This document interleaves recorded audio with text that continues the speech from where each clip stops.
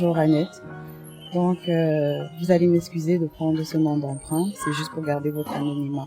Comme je disais, nous sommes là en fait pour recueillir votre témoignage, vos impressions par rapport à une maladie que peu de gens en fait connaissent, le cancer du sein.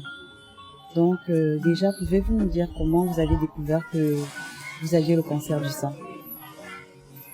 Oui, j'ai découvert que j'avais un cancer de sein par une boule qui était sortie dans mon sein. Une boule dans votre sein.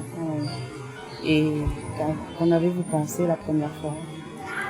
Je m'étais dit que c'était juste passager. Parce que parfois quand j'allaitais, j'avais des petites boules et ça passait. Et là, j'ai un peu négligé quoi. D'accord. Donc j'ai laissé passer du temps. Mais quand j'ai vu que ce boule-là évoluait, j'ai en parlé à ma belle-sœur qui est une sage femme. Elle a essayé de me consulter elle-même. Quand elle finit de me consulter, elle me dit que quand il s'agit d'un cancer, la boule disparaît souvent quand on fait le coucher. Oui. Que je n'ai pas peur, qu'elle ne pense pas que ce soit cette maladie-là, le cancer de sein. Mais quand même, elle m'a envoyé consulter un gynécologue. Oui.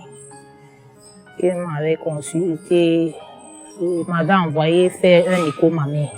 D'accord.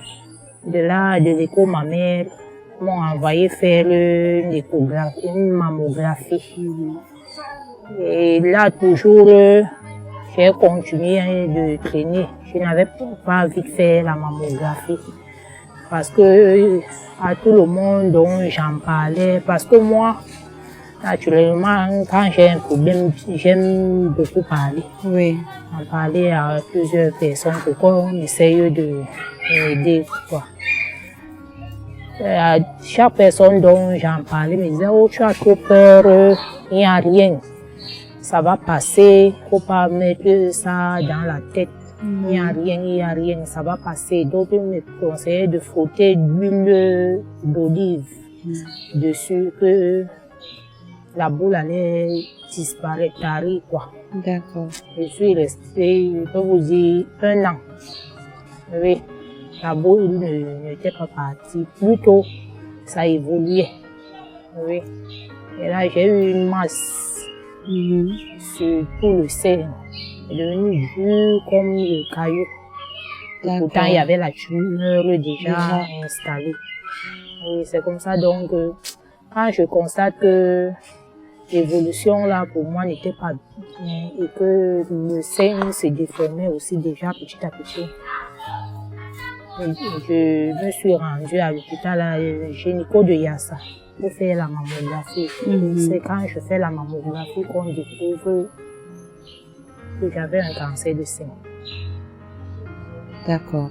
Donc, vous avez fait la mammographie 1 an après avoir détecté les premiers symptômes, les boules. Oui. Ok. Et lorsqu'on vous a dit que vous aviez le cancer du sein, est-ce qu'on vous a expliqué à quel stade vous étiez? C'était... Oui. On m'avait expliqué que j'étais au stade 2. Oui, mais qu'il fallait une intervention rapide, que je n'ai pas peur, ça va, que j'allais trouver la guérison. Il fallait juste une intervention rapide. Et c'est comme ça qu'on m'envoie donc faire la biopsie. La biopsie, là-bas, on trouve que j'étais au stade, voilà. Je me rappelle plus très bien. Oui. Oui. Et là, on m'envoie donc maintenant à Bonabéry voir le docteur Taillou. C'est comme ça que je commence avec les examens. Après les examens, je commence avec mes chimios. D'accord. Et ça fait combien de temps que vous aviez le cancer du sein, que vous combattez contre cette maladie? 2 ans. 2 ans. Et quel est l'impact que cette maladie a eu dans votre vie? Pas comment. C'est-à-dire, comment avez-vous pris la nouvelle? Comment est-ce que vous supportez, vous combattez cette maladie tous les jours? Au fait, grâce à Dieu, je peux vous dire grâce à Dieu. Vous m'avez peut-être que le suicide a cheveux aujourd'hui. Parce que ce cancer a failli m'emporter il y a de cela 5 mois. D'abord, ça a failli me paralyser. Je n'arrivais pas à me lever de mon lit. J'étais couchée. Après les douleurs, donc j'ai eu les douleurs au dos. Surtout à la colonne vertébrale et au cou. Tellement j'avais même mal, même dormir, je n'arrivais pas à dormir, même rester couchée au lit, je n'arrivais pas. Je suis restée assise, comme vous me voyez là, pendant 1 mois et demi. Oui, sur un fauteuil. Oui. J'ai été presque courue sur un fauteuil, mais c'est pas la grâce de Dieu que je m'étais élevée. Vraiment. Je souffre vraiment, j'ai mal au dos, correctement et bien. Ce qui fait que ça a même bloqué ma vie. Oui. Mes enfants, j'ai 6 enfants. Et c'est ma première fille avec qui je suis venue là. D'accord. Je ne sais même pas comment ils vont faire pour qu'ils aillent même à l'école cette année-ci. Parce que leur papa ne travaille presque pas. Il se débrouille ici à faire ses petits jobs. C'est moi qui étais son... C'est vous qui portiez la famille? Tiens, oui. Et quand je me trouve à ce stade-ci, je suis vraiment gênée par rapport à ma situation. Mais par rapport à la maladie, je n'avais même pas été trop touchée parce que j'ai toujours entendu parler de cette maladie et que mon grand-père maternel me disait toujours, quand tu as un problème en face de toi, il faut l'affronter. Oui, j'affronte vraiment, mais le reste, les enfants et tout, c'est ça qui me dérange beaucoup. Parce que je n'ai personne pour m'aider. La famille est là, mais ils n'ont pas d'argent. Ils m'aident depuis la première chimie, mais déjà, eux aussi, ça ne donne plus.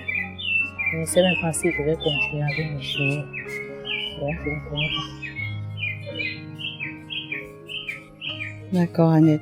Donc, si je comprends bien, ce qui vous pèse le plus dans cette maladie, c'est la conséquence que ça a eu dans au niveau de vos activités pour subvenir à vos besoins.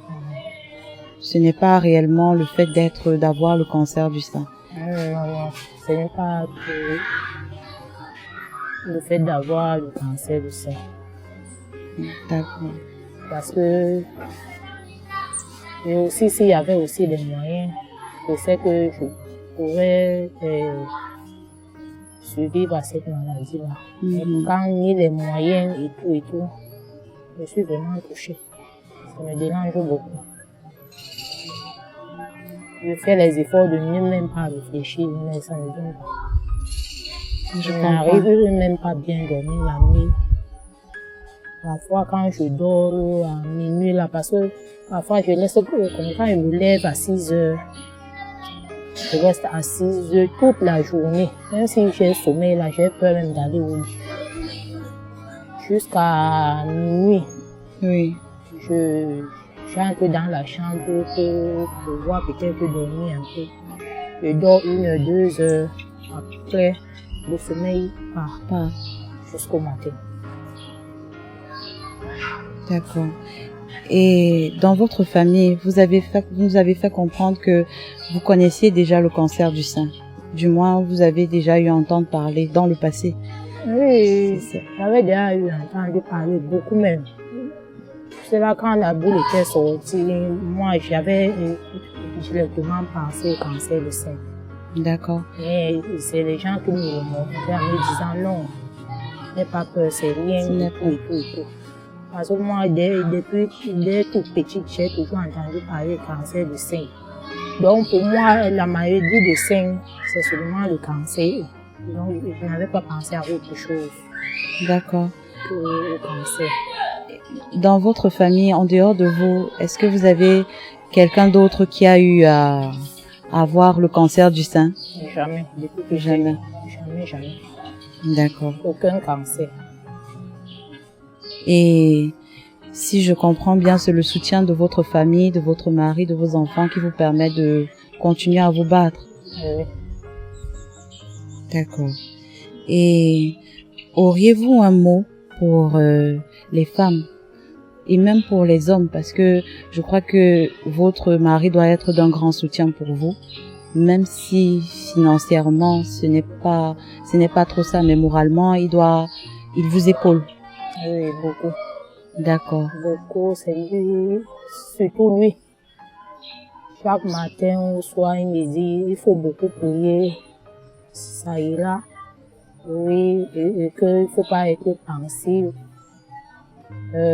Plus seulement Dieu que peut-être les gens, la famille qui nous vient en aide, que Dieu les ouvre les portes. On fait comment là? À bénéficier du côté financier.